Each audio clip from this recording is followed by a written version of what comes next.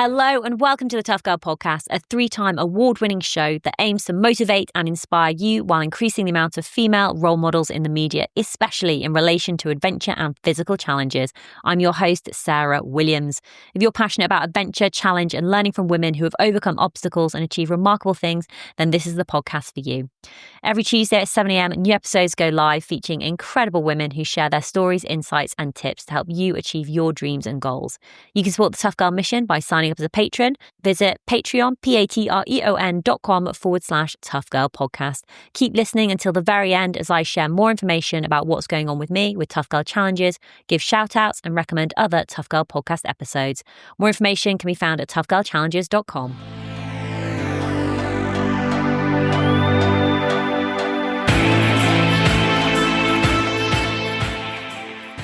My name is Julie Weiss. I am also known as the Marathon Goddess. Some people know me as the Marathon Goddess. I am here in Santa Monica, California, and they call me the Marathon Goddess because I ran 52 marathons in 52 weeks and raised over $1 million for pancreatic cancer research and in honor of my dad.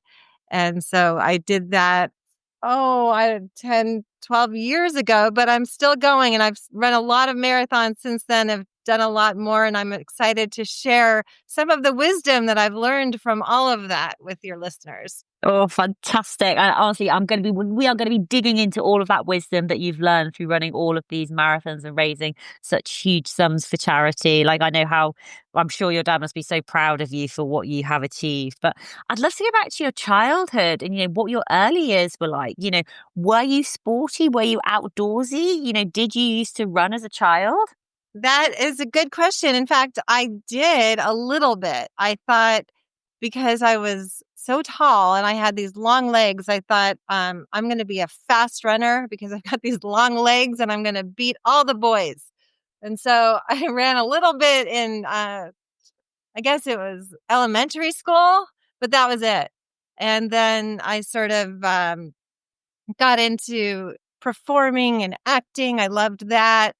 And I didn't really start running until I was 37 years old. So I took a big break. I wouldn't say a break. I just took a different path, so I wasn't an athlete in school or high school or college at all. I, in fact, became a mother at a very young age, at age 18.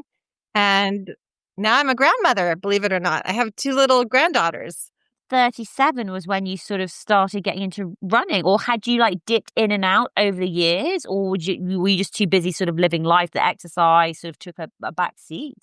Yeah, no. In fact, I was just really trying to make ends meet as a single mom of two teenagers, just going through the motions of my daily life. And I never really did a lot of exercise during that time. I sort of took a different path and, it taught me a lot. I don't know about, there wasn't a lot of exercise. I would dip in and dip out, but it wasn't until I was 37 and probably at one of the lowest points of my life that I said, you know what? I need something. I'm going to go for a run on the beach. I'm just, I'm tired. I'm tired of feeling like crap. I'm tired of it. I want to feel good. I was overweight. I was on antidepressants, and which there's nothing wrong with those, but I wanted to feel good in my body. And I just wasn't having that connection with my body until I went and took that first run on the beach, actually. And that was when I was 37. You did your first run, and then, because sometimes people, when they do their first run, they can end up going out too far, too hard, too fast, sprinting, feeling horrendous, feeling awful, and just think, well, I'm never doing that again. It maybe wasn't, their running wasn't how they envisioned it to be. But what made you persevere? Why did you keep on running? Well, I'm so glad you said that because my first run out there on the beach was, I honestly thought I was going to die. I went out there for 20 minutes and I'm like, I got this, right? But I went out too fast. And then I thought I was going to go for a couple miles. I think I just ran maybe 1 or 2. But my heart rate was too high. I went out way too fast. And then I thought that was it. But then, something inside me came alive that day when I first started when I had that first run. I'm sorry, the question again was what made me keep going? Well, I think Yeah. that connection that I felt to my body, I had this connection like, oh, like this feels good. Like I felt alive again. And I wanted to feel that when I came home back to Santa Monica. I thought I made a pact with myself. I'm going to keep running when I get home. And so I started running on the beach with my dog, and I just started really enjoying, the way I felt, not only while I was running, but when I was done, and it set my whole day up for success. I'd run in the morning and I'd go to work and I'd feel, pretty soon I didn't need the antidepressants anymore. Running basically became my new antidepressant. And then how did you get the support for your running? Were you able to do that by yourself, or did you have friends who ran? Was there a run club? Was there anything online, or, like an app, like going from the couch to 5K? Was there any other sort of support in place to help keep you motivated and to help you build those habits for running? Well, that's such a great question. And I'm so glad you asked, because it's so important to have that support and to have that connection. And it was actually my father who told me, Julie, why don't you go join a running group? They meet in Venice, Santa Monica, and they train for the LA Marathon. Why don't you go join them? And I thought, okay, I was terrified, but I did. I showed up, and I had no idea what I was getting myself into, but I showed up and I started training with the LA Road Runners, who I'm still training with. They're the official running group for the LA Marathon. There's so many wonderful run clubs out there now, but at the time, I I just started running with this group, and I was like, wow, my whole life sort of opened up, because now I wasn't alone. I had people, all of these wonderful people with the same goal of completing a marathon. And it was just so much more fun. So had you already decided at that point that you were going to take it to the next level and enter into a marathon? I sort of skipped a few steps. I think the first step was training for a triathlon. I did that first. My friend and I just signed up for a triathlon because I started running, and I thought, hey, we know how to swim and ride a bike and run. Let's try this triathlon. So we did it with not much training, and I liked running the most. And then I signed up for a half marathon, and after the half marathon, I guess you could say I got that running bug, like many people do. And I thought, what's stopping me from going the full 26.2 miles? So I signed up for my first marathon in 2008. I think it was in January, and I didn't have the proper training, truthfully. I was only training for about 3 months, and I do not recommend that. You need at least 5 or 6 months to train for a marathon if you want to feel good, you know? So that's how it unfolded. And I ran my first marathon in March of 2008. So how does running make you feel? Especially when like for runners listening, they will get it, get catching the running bug, how it makes them feel. But for new runners, like who haven't caught the bug yet, how does running make you feel? For me, it makes me feel proud of myself. It sort of dusts off any kind of, I guess, if you're tired and you go for a run, you feel better. If you're, sad and you go for a run, you feel better. If you're feeling, um, it's kind of like it just it makes me feel happy. It makes me feel proud. It makes me feel like I can do anything. When you have a really good run, it makes you just kind of like everything becomes more colorful and beautiful. It's just it changes your mindset. Exercise can do that. It doesn't have to be running, but I found that at a very, sort of like a middle age, you could call it a midlife crisis. Some people will go shopping or go to the bar, and I just decided to start running, and I haven't stopped. You mentioned that it was your dad who encouraged you to join your run club, and you've also mentioned that you've your dad passed away and that you've raised a huge amount of money in his memory. And I'd love to hear more about your relationship with your dad. Oh, thank you for asking. Yes, my dad, Maurice Weiss, he was my biggest fan. And when I started running, he was so proud of me. And then I became proud of myself. We didn't always have the most wonderful relationship, honestly. Growing up, he was kind of hard on me, but when I started running our relationship, we got closer. We got closer. He was proud of me. I was proud of myself. And we sort of, talked about different races where, like the Boston Marathon. I, found out about the Boston Marathon, and he was just, he was my biggest fan. He really was. And it was so nice to have that support from my dad. Tell us more about the charity that you're raising funds for.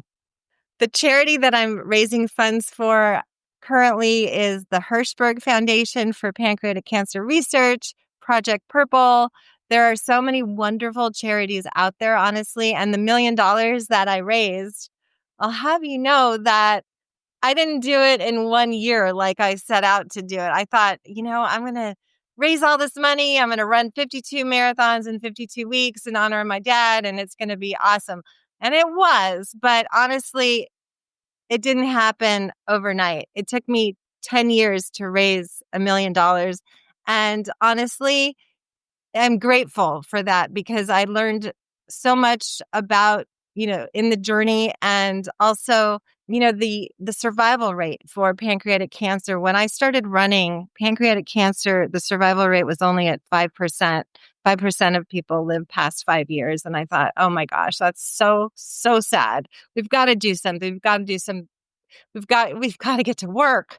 And so when I finally had reached that $1 million, the pancreatic cancer survival rate has gone up to 13%, which is, more than double. It's good, but it's still needs work. And so, I did that.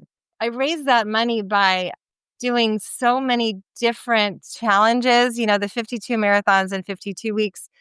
When I finished that, I had raised about $200,000. And then I wasn't done. I still had, $800,000 to go. So it didn't really matter how long it took.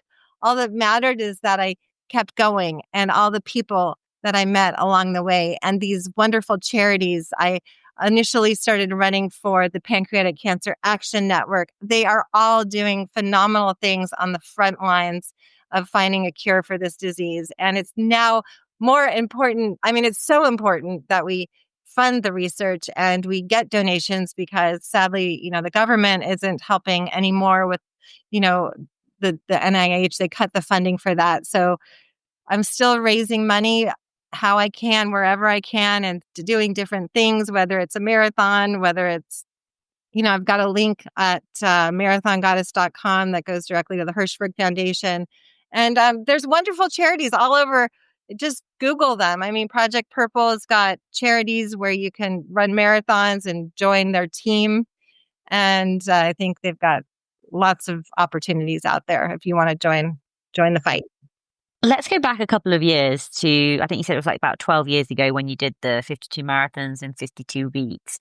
When you were putting together this plan, what did that look like in terms of, were they going to be just you going out and running a marathon distance? So, or were you wanting to run specific marathons? How were you going to fit that into your life? You're mother of two children. How were you going to make this challenge work for you and your lifestyle? That is a great question, because when this idea of running 52 marathons in 52 weeks popped into my mind, I was like, I don't know how I'm going to do it, but I'm going to do it. I'm going to find a way. I created this goal and I got online. I went to like marathonguide.com and I I think I had my schedule picked out in like, an hour or two. I was just going, it was like I don't know, I was so filled with passion and purpose and excitement. I was going to do this thing. So I had it all picked. I had it all scheduled out. I also was working a full-time job. I'm still working a full-time job. I didn't really know how I was going to do this, but I was determined. I was certain that I was going to do this. And it was very, very overwhelming to choose such a big goal that I created and sort of break it down like, how am I going to do this? But you just start. You start, I started reaching out to the charities. I, had to obviously talk to my boss. Here's what I'm going to do. Don't fire me. I'm not going to take time off, maybe a day here or there. I'm going to run these marathons every weekend and I'm going to get back to work on Monday. My kids were, older. They were about, I think 18 and 20 or something at the time. So it's not like I had little kids at home. I wasn't leaving them, but I had my fiance at the time. He was helping me.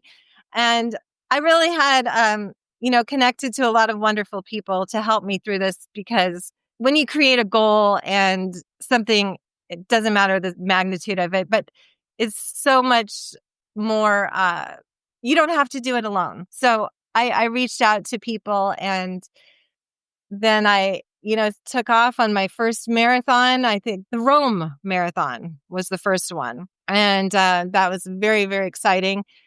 And after that, it was just kind of like, okay, one marathon at a time, stay healthy and get to the next starting line healthy. And honestly, the logistics were crazy. But once I got to that starting line, I was like, oh, okay, here we are. Now I get to run, and then getting home was always a challenge to get back home and get to work. But I had so much, I had purpose. And that's what fueled me to get to each starting line, each finish line. How did your body cope with the physicality of doing, this distance on such a regular basis? Was there a point where it just adapted, or were you sort of dealing with injury? Physically, what did that look like? When I started the marathons, I think the first 5 marathons, my body was like kind of in shock. It's like, what is happening? But I had to actually slow down on my marathons. I couldn't race them all. Otherwise, I would have gotten injured and it would have been over, So I slowed down my pace by, I was about an hour. I was running 4-hour marathons at the time. So I would slow my pace down to about a 5-hour marathon. And it really wasn't about the marathon time, but I had to make sure I got enough protein.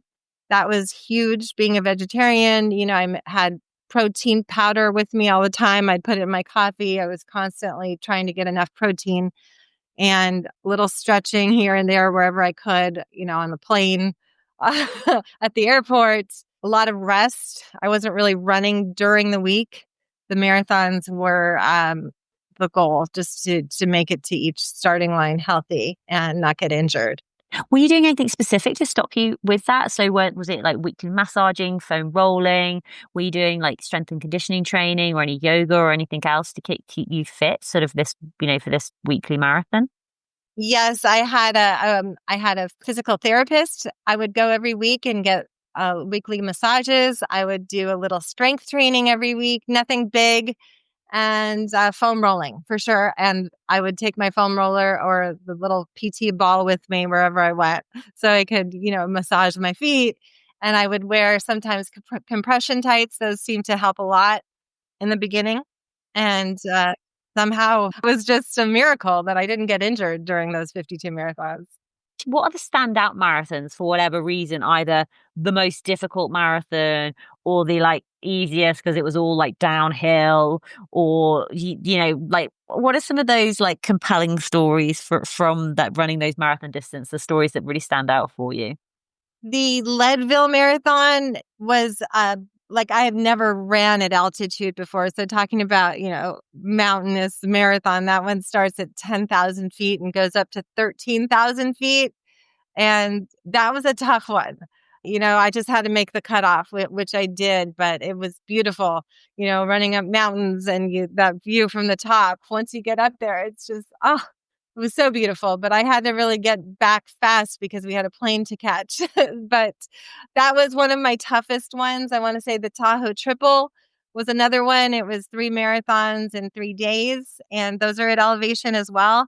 The second day, I was like in tears because I was like, didn't know if I could do this, but halfway through, I had an energy drink and attitude adjustment. And I'm like, okay, I got this. And I remember about the people that I'm running for, and these people would give me energy. I started dedicating my races to people who were affected by pancreatic cancer, and that really, really helped them, and it helped me, and give me energy to complete these races. Another one was the New York Marathon in 2012, where I arrived, and about I don't know, a few hours after I arrived, they canceled the marathon because of Superstorm Sandy that year, which was the right decision. But then I'm like, okay, now what do I do? Like, what am I going to do? So I had to get the next plane back to California and find another marathon to keep the streak alive. So I had to adjust for it, but we made it. There was also a bit of romance on one of the marathons, wasn't there? So one of my marathons, my fiance at the time, David, proposed to me at the finish line of the LA Marathon. And honestly, we had talked about it, and it was sort of like a dream. I said, if you ever propose to me, I hope that you propose to me at the finish line of the LA Marathon. And I thought maybe he would do it. I wasn't sure, but lo and behold, I finished this marathon. I'm like trying to do a Boston qualify attempt. It was 90 degrees. I was pretty delirious, truthfully.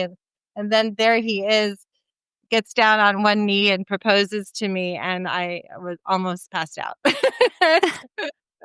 Because finish line marriage proposals are a little bit controversial now, because it's like, especially on the internet, it's like, why are men trying to steal women's, when they're going after their own, their goals, they're trying to steal their moment.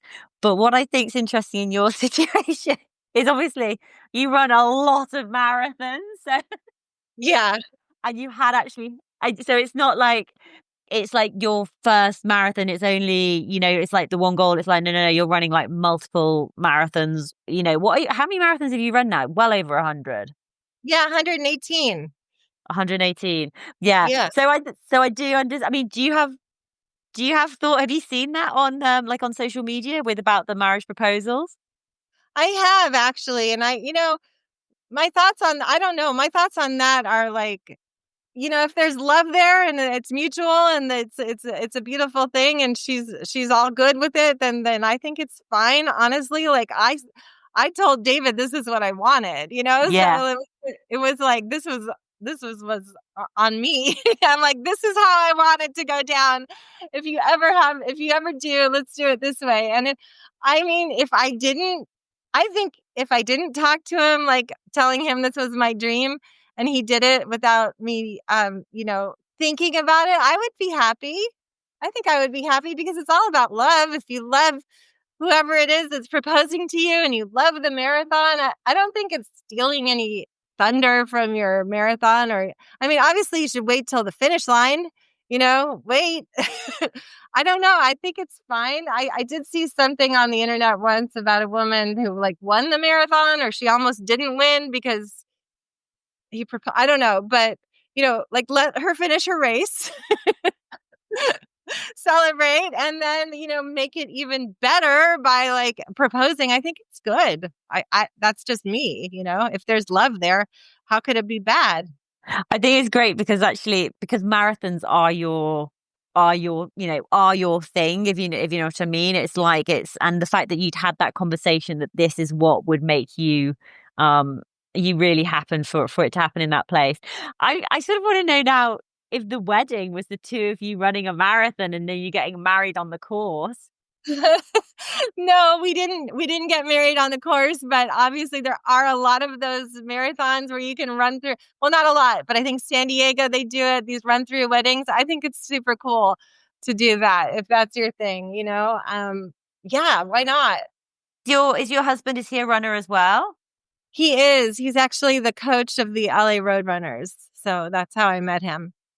Oh, was it a meet cute story then? Like you started running together?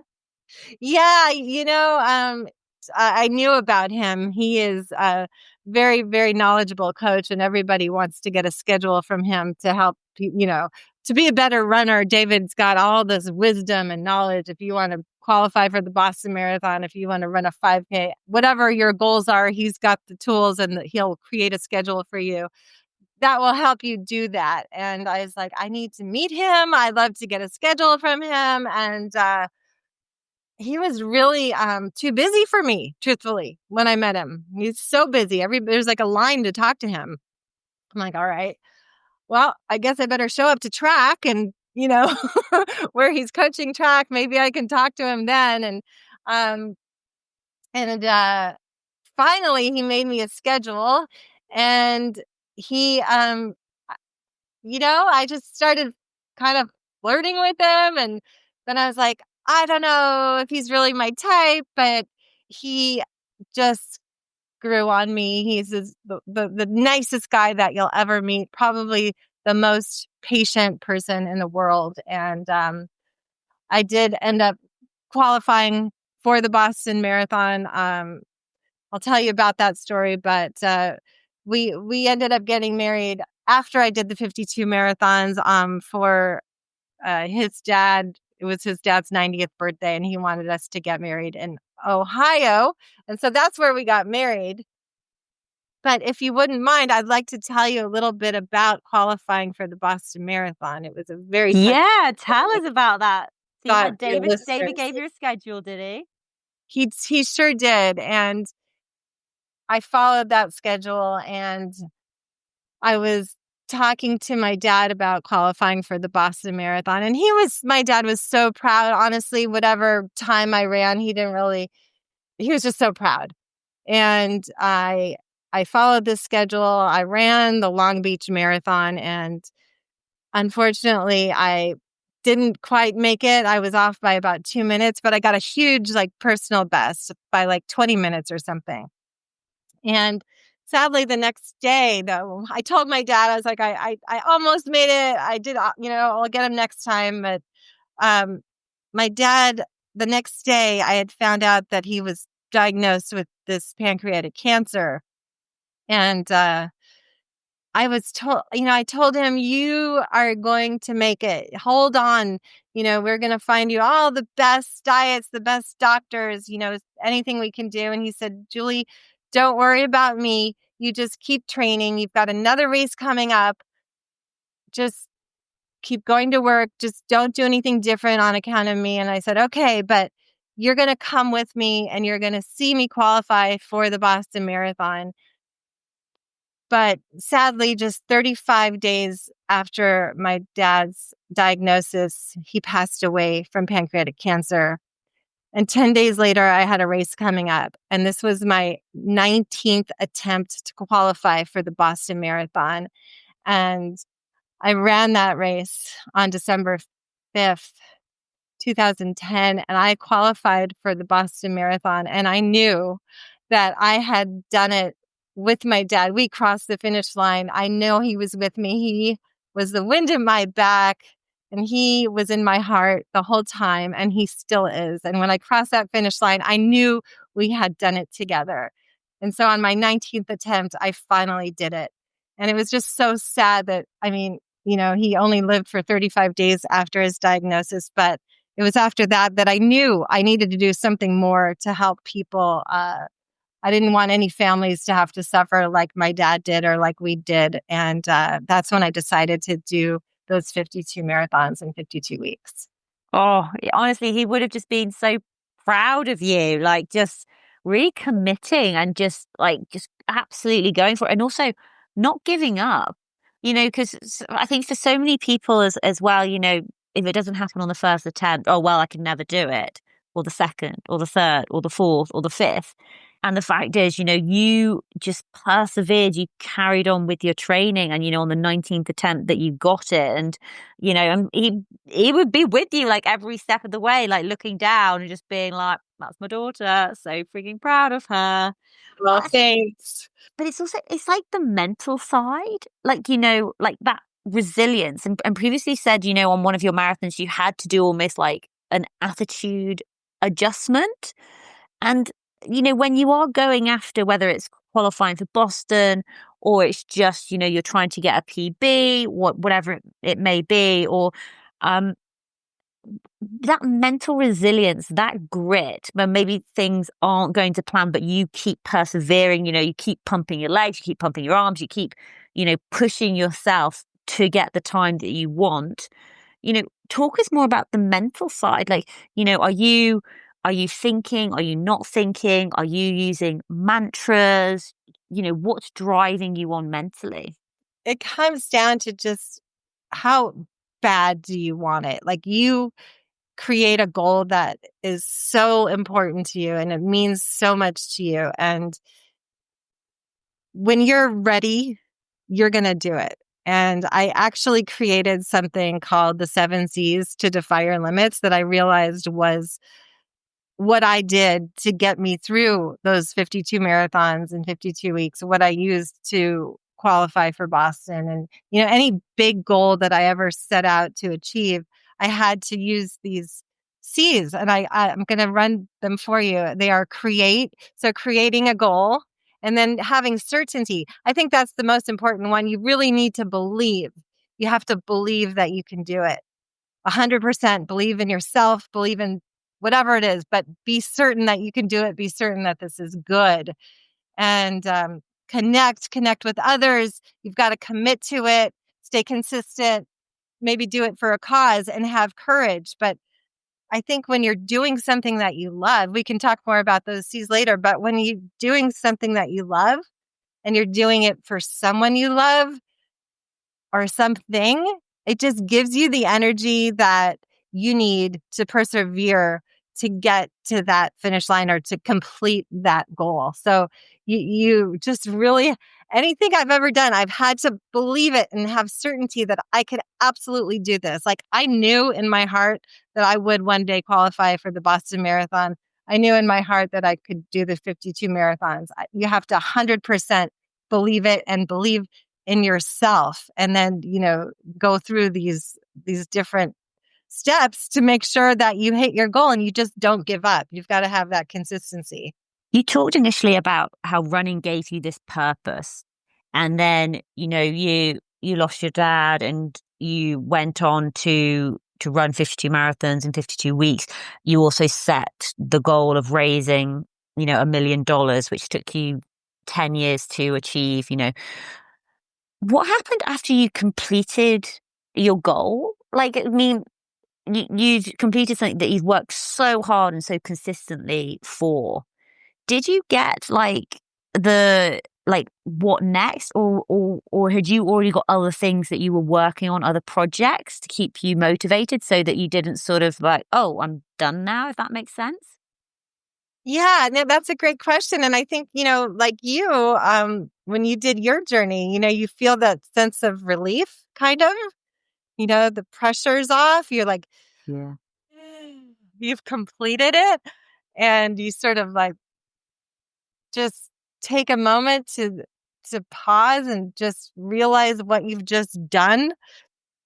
And sometimes you don't need a goal after that. You can just enjoy what you've accomplished, enjoy looking back at the journey and seeing how what that took, and then create a new goal. But it doesn't always, it's not always rainbows and butterflies. There's a point after completing a goal that sometimes you get depressed or you're like, oh my gosh, now what am I going to do with my life? Am I ever going to like top that? But I think that you don't have to, it's a process of, celebrating what you've accomplished and then looking back on the journey and reflecting on that. And then sharing it with other people. Like I wrote the book, the Miles and Trials of a Marathon Goddess, that's available on Amazon. And it's, about the whole process of, what happened before the 52 marathons, during and after. And then using it as a gift for other people, these goals that you've accomplished, and how can you share it with other people to help them in achieving goals that they set out to do. So you sort of become a teacher. So with the 7 C's, and like the first C is almost like creating that goal. And I think sometimes people almost, there's maybe this is just me talking, but sometimes I think there's so many options. There's so many things that you can go out and achieve. And when you've got so much choice over what to focus your time and energy on, because obviously we don't have unlimited time and we don't have unlimited energy, and we do need to pick, or, well, it's helpful to pick or to create this goal, to create this challenge, to create this adventure. What advice do you have for people to create their goal, to choose their goal? Like, what words would you say? I would say that it has to be something that you absolutely love, something that you would absolutely love to do. You get happy when you think about it, and it brings you joy. Whatever that goal is, you've envisioned it and it makes you happy. You've got to love it. It has to be something that you absolutely love. And also, I know it sounds a little Mary Poppins, but there has to be an element of fun in there. Whatever that goal is, it's got to be fun, or else you're not going to do it. So just make sure it's something that you absolutely love. Are you still chasing speed at the moment? Is that your new goal? Yeah, because I would always love to qualify for Boston again. So we'll see if I can do it. If I use these 7Cs, maybe I can just do it again. It's been a long time. I've been qualified since 2010, but I think it's possible. As I'm 55 now, I'm still running, strong. And I think that many of our goals are still possible no matter what your age is. What time do you need to run to qualify for Boston at 55? I need 4 hours, but I would really like to get back to that. I ran a 3:47 back in 2010. I know time's not important, but I would like to run a 3:46. How much are you running at the moment? Are you still pretty consistent with your training? Yeah, my husband made me another schedule. He comes in handy. He's such a good guy. He made me a schedule for every women's marathon. I signed up for that one in November. So I'm about to start a new training cycle for that. And it's possible. I'm going to put these 7Cs to the test and use them to help me qualify for Boston again. And I need, 4 hours. I just ran a 4:56 at LA in March. And, it's a big, I've got my work cut out for me, but Yeah. it's possible. How was running for you during perimenopause and menopause? Did you notice many changes? I was a train wreck. To be honest, I was a total train wreck. I wasn't sleeping. I was low on iron. Honestly, I don't even know how I did it. I would get through these races with, it took a lot out of me. And somehow it's just that purpose and passion that I had to keep going and never give up. But man, it was brutal. Running marathons on no sleep, because a lot of women, have trouble sleeping during perimenopause or menopause. And so Oh, massively. recently, I think it was just this year, I started on the hormone replacement, and that's been a game changer. So that's helping a lot. I'm sleeping again. I don't even know how I did it. My iron was so low. The doctor's like, how are you running marathons? So, yeah, it was not good. It's really important to get your get checked. Make sure you're healthy, because without our health, we don't have anything. And I was basically running on fumes for a couple of years, probably when I was chasing the 100, when I was trying to get to the 100th marathon. I was still, I was running for my cause, and I was staying consistent. I was doing all my 7Cs, but honestly, it was tough. And I put a lot of pressure on myself that we probably don't need to do that. I don't have this in my 7Cs, but as a bonus, I would like to offer you some compassion, because you don't know what people are going through, right? So you have to have compassion for yourself when you're going for a goal or trying to defy your limits. Make sure you have compassion, love yourself, take care of yourself, because this is the only place, we're only one body here. That's all, so we have to be good to ourselves. Yeah. And to be fair, like anemia in like fatigue or tiredness in runners is it's a massive thing, especially for women as well. It's that the pounding of the feet and the breaking down of the red blood cells and just doing the miles and being able to push on through. Like it's great to be that mentally strong and that mentally resilient, but there also has to be times when you're like, actually, no, hold on. This is not right. I should not be feeling like this. I do need to go and get my blood work tested to figure out like what is going on, whether it is perimenopause, whether it is like anemia, to figure it out. Running your 100th marathon, I mean, I know you're up to 118 now, but that's a hell of an achievement. How was that, and how did you celebrate? My 100th marathon was, let's see, that was at the LA Marathon. That's been one of, I'm obviously from LA. It was my first marathon. It was my 52nd. It was my 100th. I I had a big party at the finish line and I had all my friends there and it was really, really fun. But I was also very, very tired. I was so tired. It became, it was sort of a grind. After I did the 52, I was like, you know what? I need to keep going. We haven't raised the $1 million yet. I have to keep finding ways to reach this goal. So I thought, all right, let's go for 100. And it was good because I had my friends with me. I had the people that I was running for, which really and truly always kept me going. Every race that I did, I would dedicate to somebody. Like I said, I had my dear friend Lupe Romero de la Cruz. She was a marathoner herself and survived pancreatic cancer for like over 7 years. She beat it like 3 or 4 or 5. I don't know. She beat it so many times, and these people kept me going, these people. And it was just, a really, really exciting journey to always have something to look forward to, whether it's your first, whether it's your 100th. It really doesn't matter as long as you're just, enjoying the journey. And, it's like I said, there's going to be tough times, but you want to make sure you're finding a lot of joy during this journey. Find the joy in the journey. Oh, absolutely. Even though I had all these problems with anemia and no sleep and this and that, there was a lot of joy because I was doing something that was much bigger than myself. And I'm very, very grateful that we were able to accomplish what we did. And Julie, how can people connect with you on social media? Where are you most active? My Instagram at Marathon Goddess. I have a new website, is julie-weiss.com. And if you go to that website, you can see the links to the press I've done. You can read about my story there. You can book me to do a motivational talk for your company, for your running group.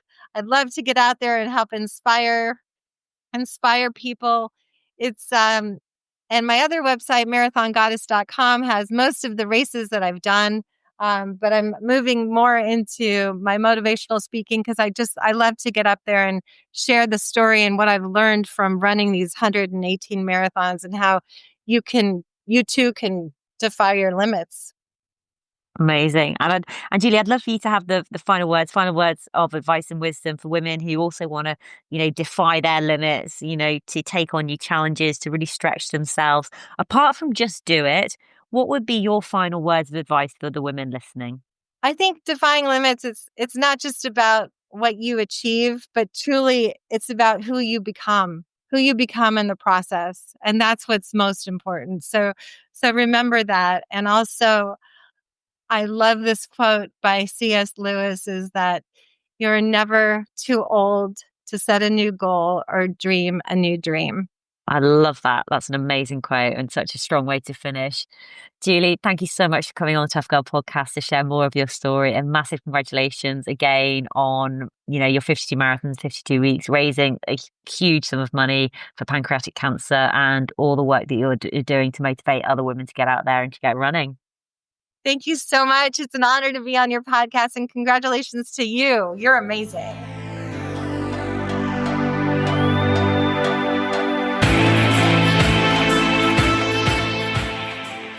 Do you know who else is amazing?